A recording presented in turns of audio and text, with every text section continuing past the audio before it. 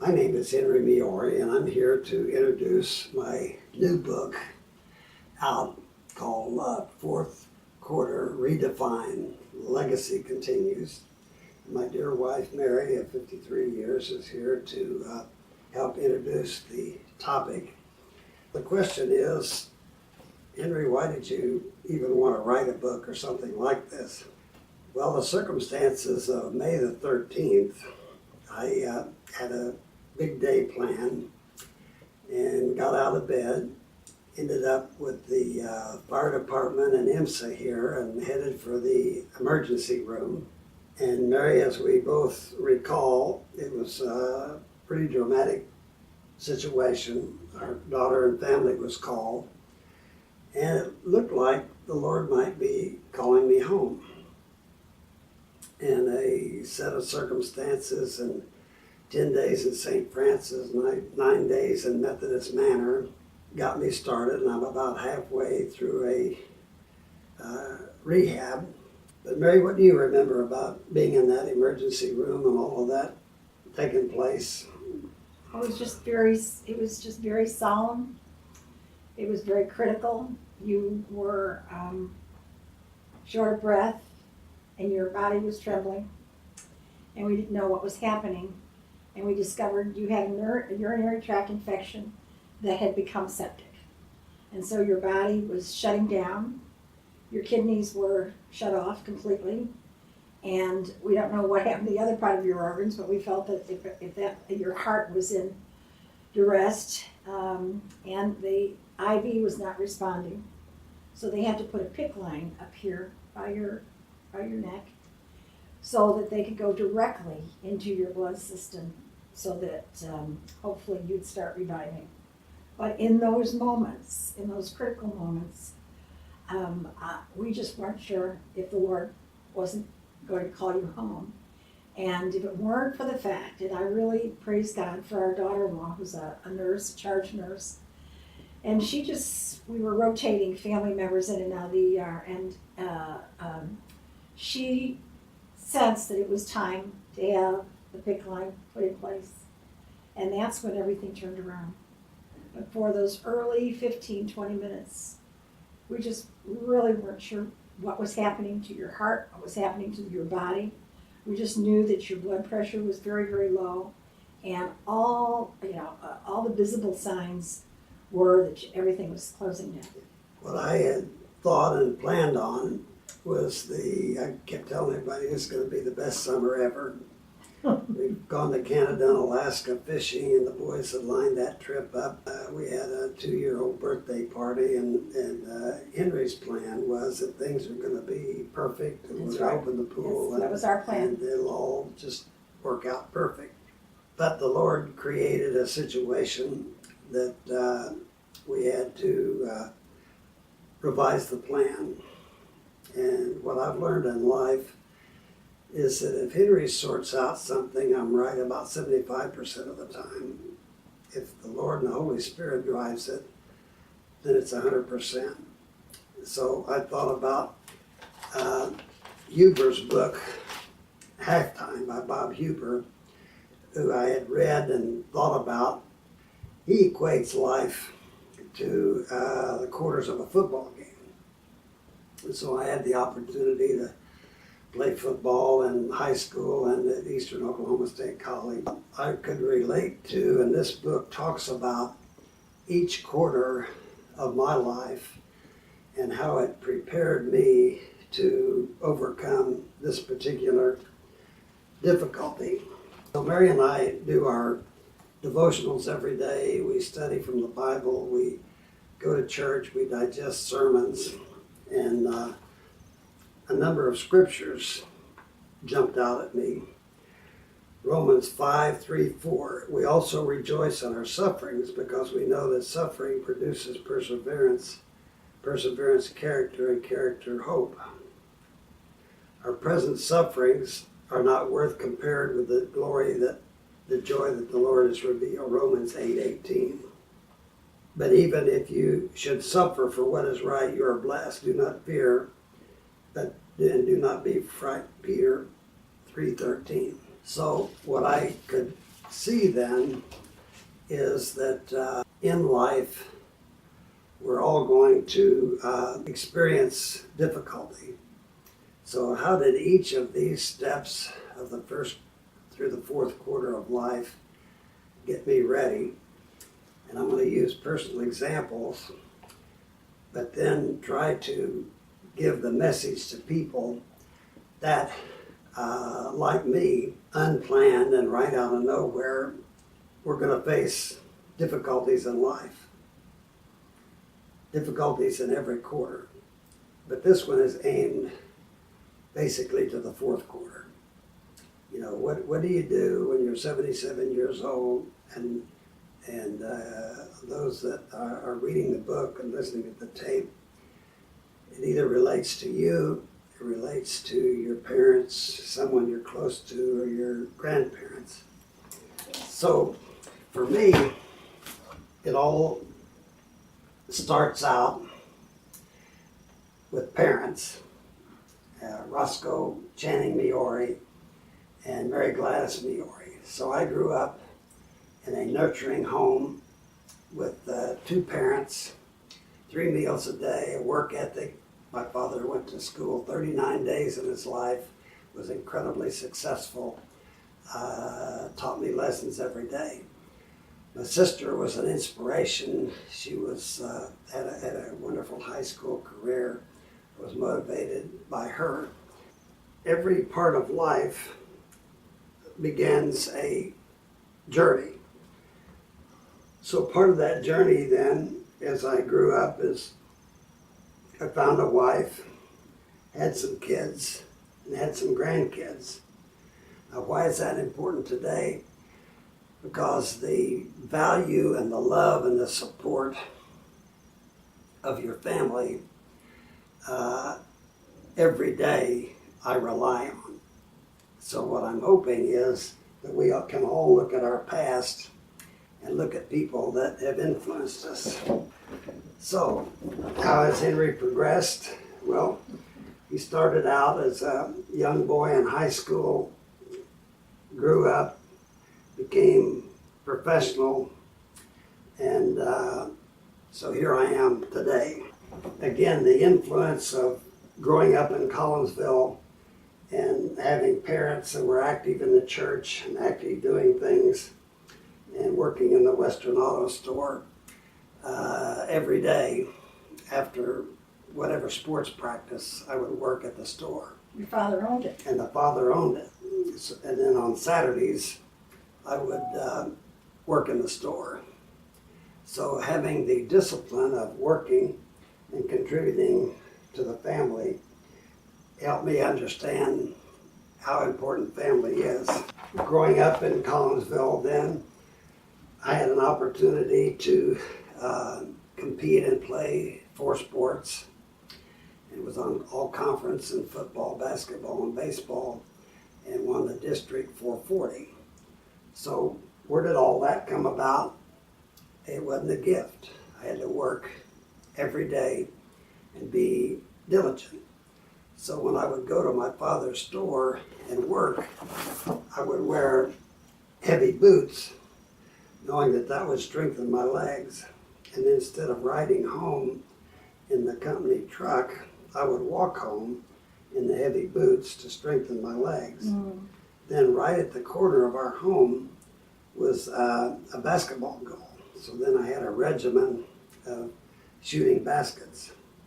Then I'd get my baseball glove and throw the baseball against the garage door and field it. And then my friend Clay Lynch would come by, and after dinner, we would go throw passes. He was our quarterback. Okay, the day's still not over. So now we would ride our bicycles up to the track and run 100-yard dashes. Then get on the bicycles. There were no swimming pools, to ride out to the coal pits and swim. Now, how does that affect today? It taught me and reinforces now that you've got to keep working, training, and drilling if you want to succeed. And so I did have the opportunity then to go ahead and play sports in college. At age 17, between my junior and senior year in high school, I signed up in the 125th Fighter Interceptor Squadron and went to Lackland Air Force Base. Okay, is that smart to be 17, wake up in the morning at 4:45, drill all day in San Antonio heat? Yes, it toughens you up. So is Henry toughened up today?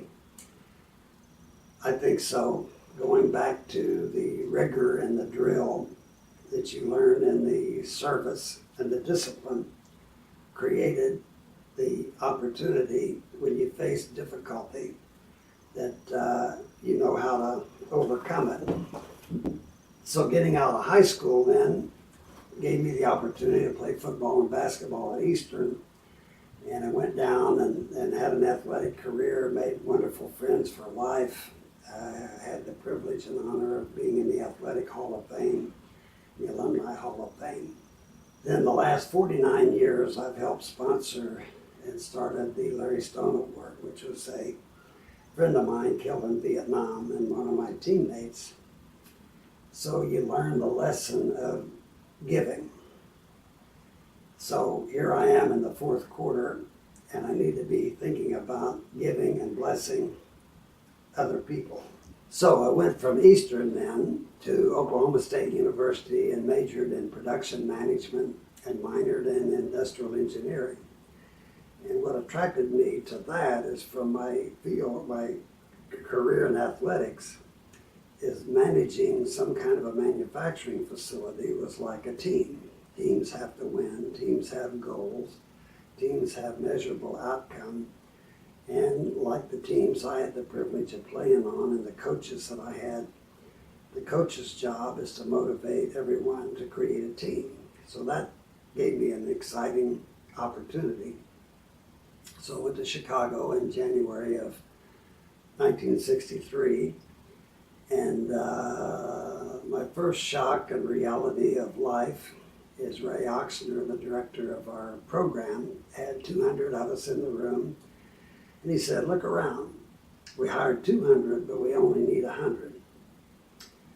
And you'll either quit because of the pressure or the difficulties you're going to face, or we're going to say for both our benefits, you just don't fit here.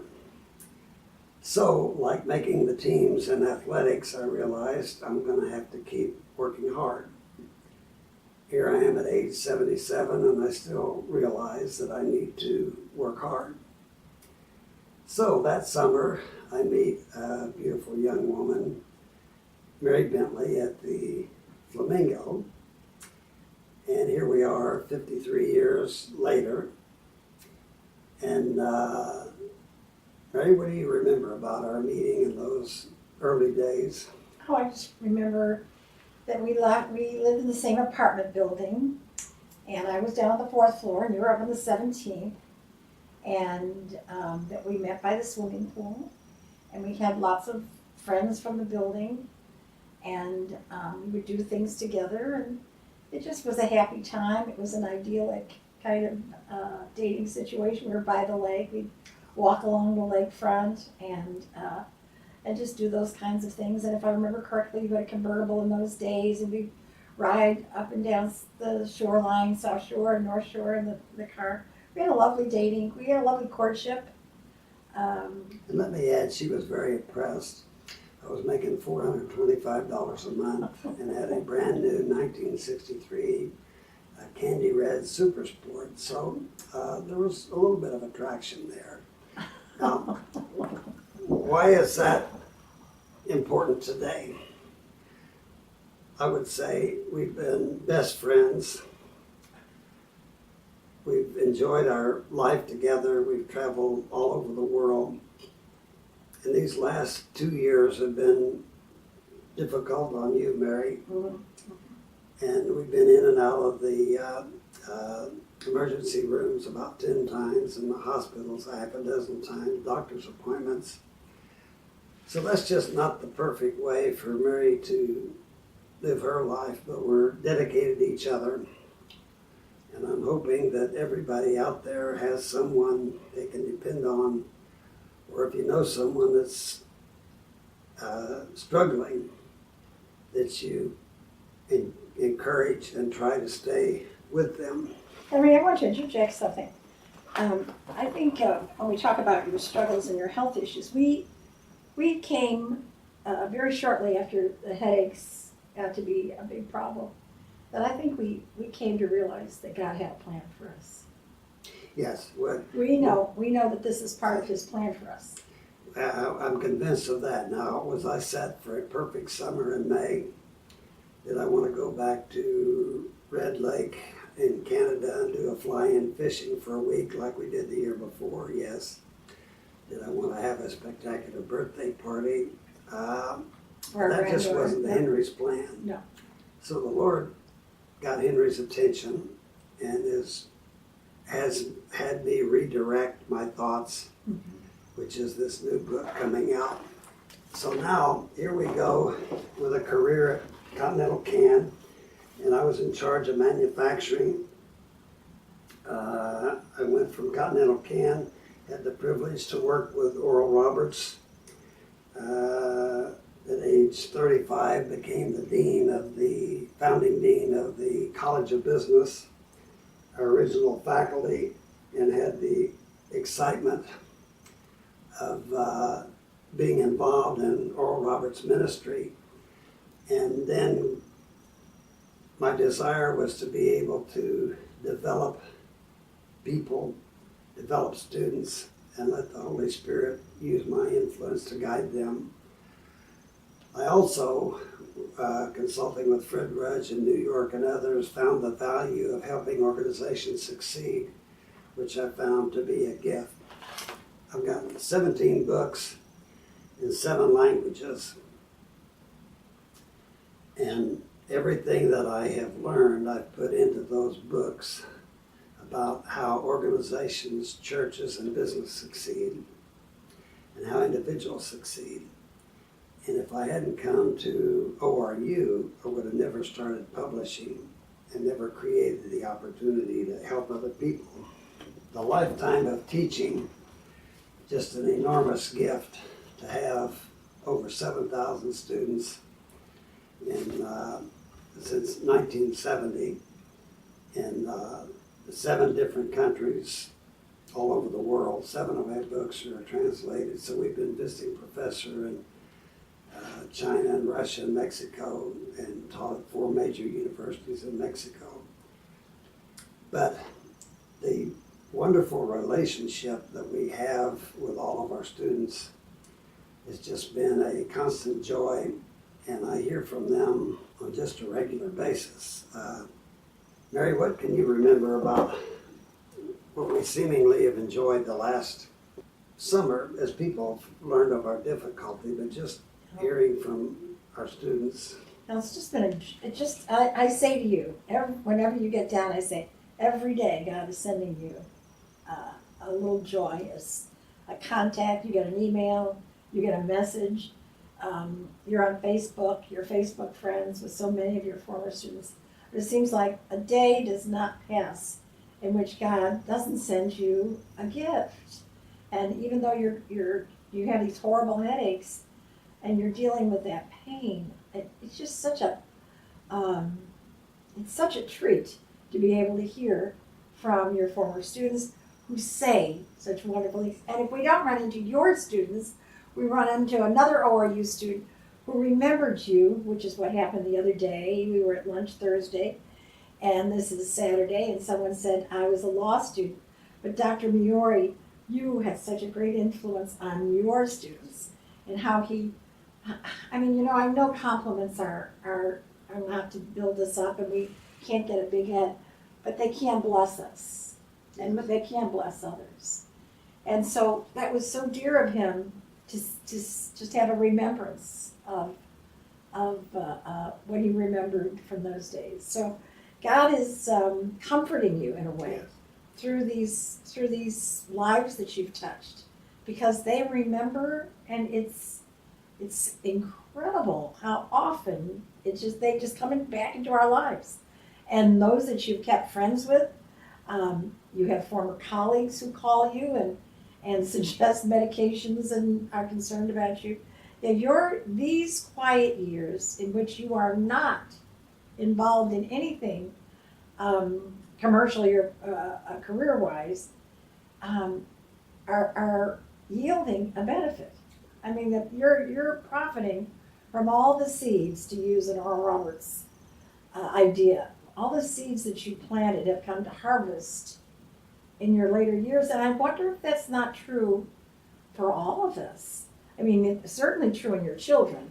I mean, all those years you put into your children, how the harvest comes back to us. I mean, we've just come from enjoying a football game at our son's house, and we have another son who lives near us, and we have a daughter in North Carolina, and we have grandchildren in other states who call us and ask us for ideas and information. So, yeah, Lord has just given us so many gifts, and we're really reaching a harvest of what we've done in those past years. Yeah.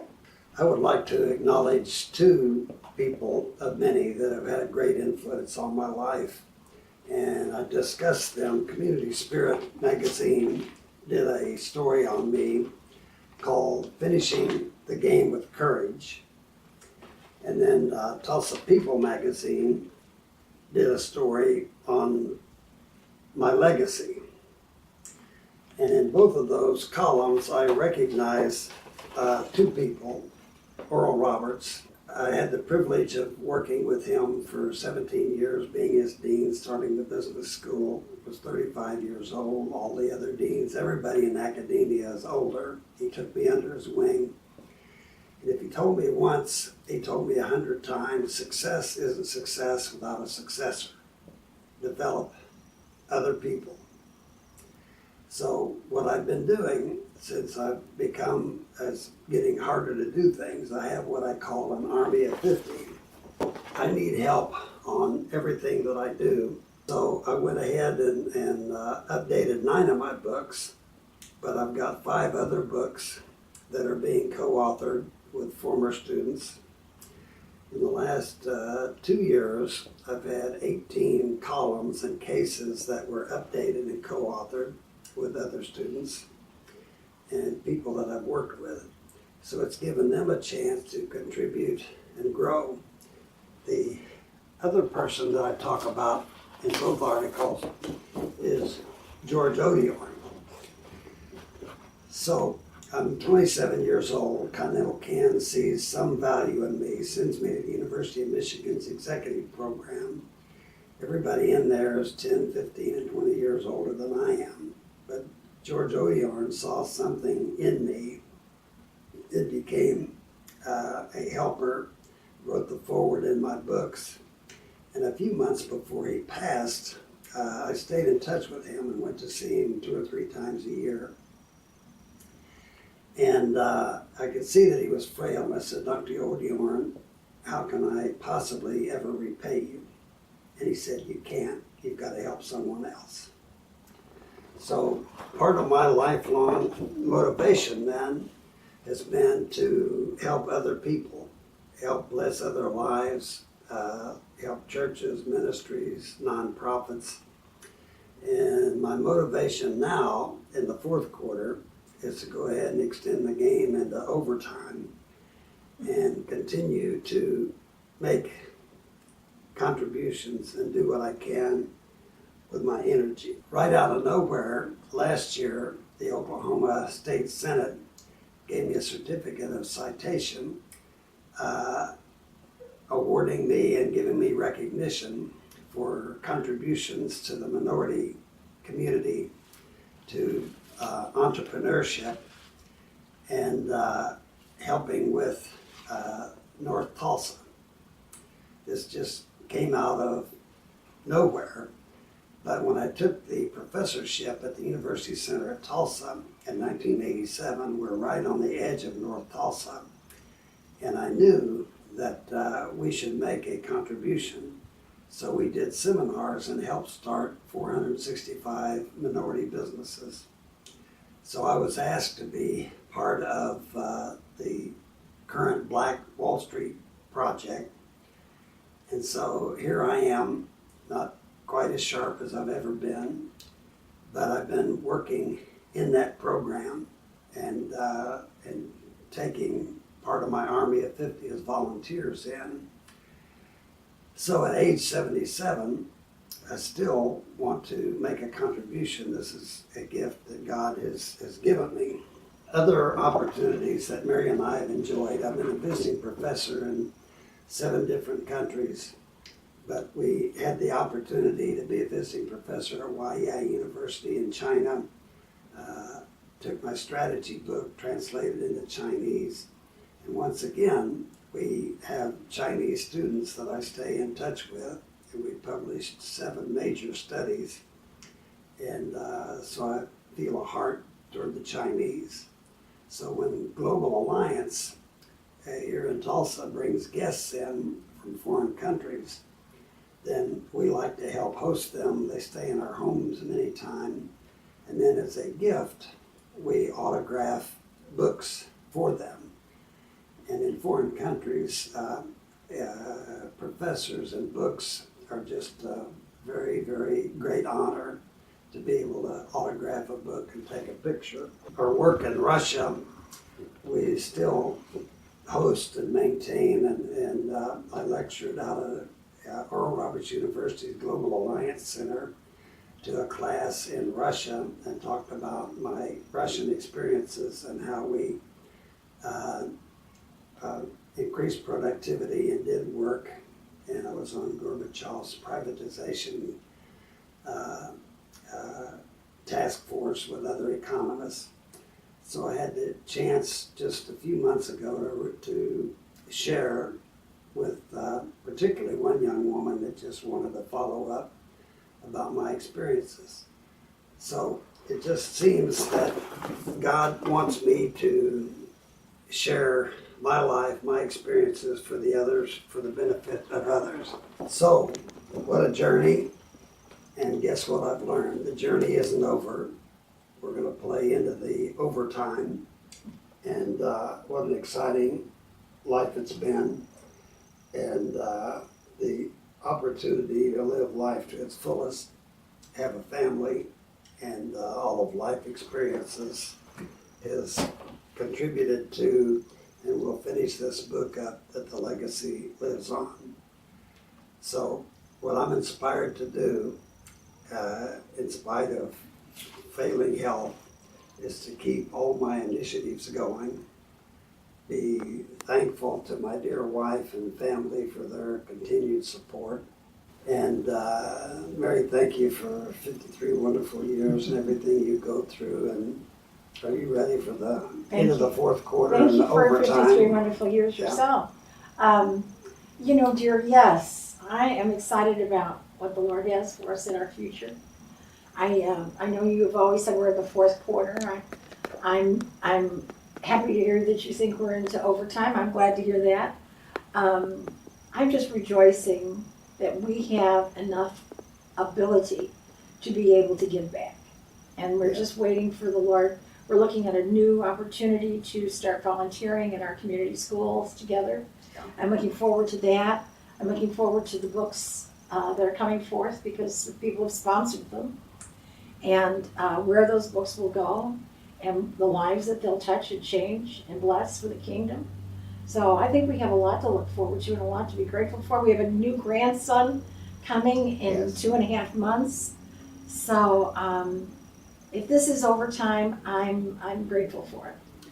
So in conclusion, the message that I hope comes from the book and from us is be grateful for your family, which I acknowledge growing up in Collinsville. Be grateful for the family you have now, our wonderful family and children and grandchildren. Everything that you learn in life, every person that crossed your path got you ready, so that when you face difficulty and you're in the emergency room, you don't give up and you just keep going. How would I like to be as strong as I was in the early days? Yes, I ran a 52.3 440 in 1958, but I'm grateful that I can walk around the neighborhood. So, great experience. So I just encourage everyone to trust the Lord. The Lord directs our steps. Just keep on playing.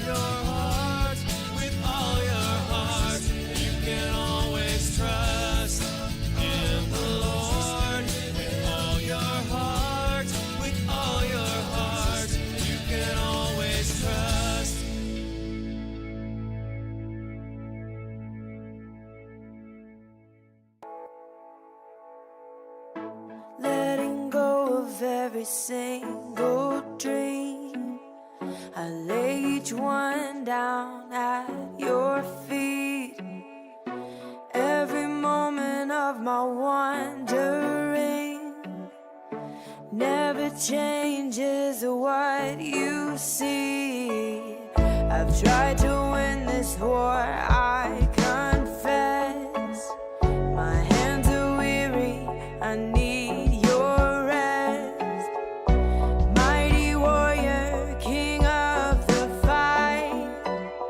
No matter what I face, you're by my side. When you don't move the mountains, I'm needing you to move. When you don't part the water, I wish I could walk through. When you don't give the answer as I cry out to you, I will trust, I will trust, I will trust in you.